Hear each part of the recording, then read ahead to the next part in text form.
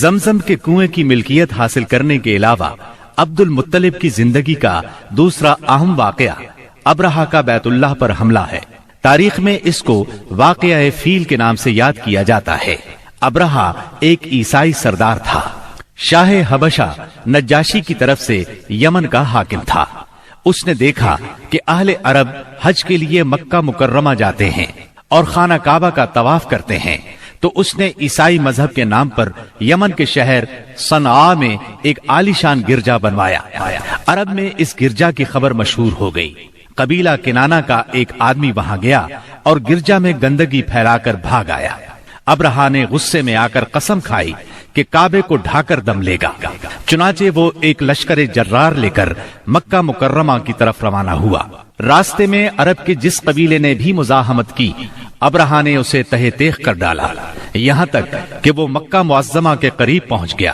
وہاں کے لوگوں کو اپنے ارادے سے خبردار کرنے کے لیے اس نے اہل مکہ کے جانور پکڑ لیے۔ ان جانوروں میں عبد المطلب کے 200 اونٹ بھی تھے۔ عبد المطلب کو ابرہہ کی چڑھائی کی خبر ملی تو وہ خانہ کعبہ کی دیواروں سے لپٹ گئے اور رو پڑے، اللہ سے اپنے گھر کی حفاظت کی دعا کی۔ قریش کے چند سرداروں کو لے کر ابرہہ سے ملنے کے لیے گئے اور اس سے اپنے اونٹوں کی واپسی کا مطالبہ کیا۔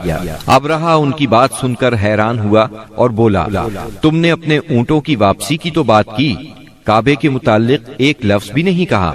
میں تو یہاں کعبے کو ڈھانے کے لیے آیا ہوں۔ عبد المطلب نے جواب دیا، اونٹ میری ملکیت ہیں، اس لیے ان کی رہائی کے لیے چلا آیا۔ کعبے کا مالک اللہ ہے جو اپنے گھر کو بچانے کی پوری طاقت رکھتا ہے۔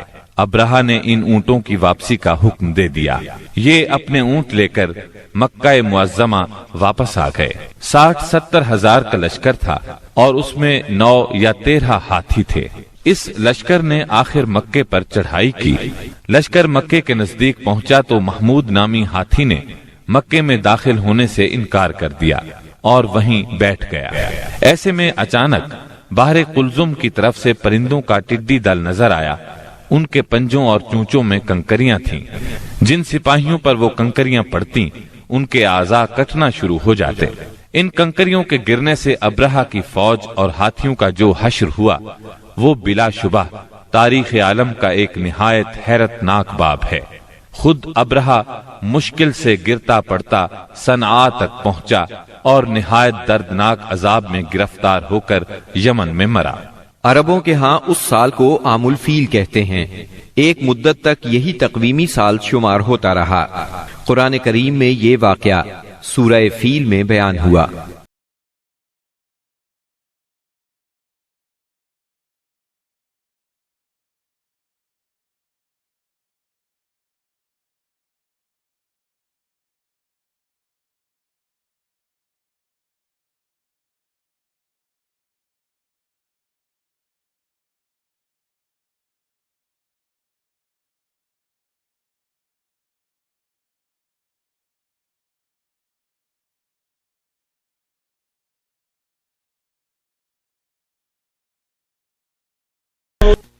کیا تم نے نہیں دیکھا تمہارے پروردگار نے ہاتھی والوں کے ساتھ کیا سلوک کیا؟ کیا اس نے ان کی تدبیر کو اکارت نہیں کر دیا اور ان پر پرندوں کے جھنڈ بھیج دیے جو ان پر پکی ہوئی مٹی کے پتھر پھینک رہے تھے؟ پھر ان کا یہ حال کر دیا جیسے جانوروں کا کھایا ہوا بھوسا۔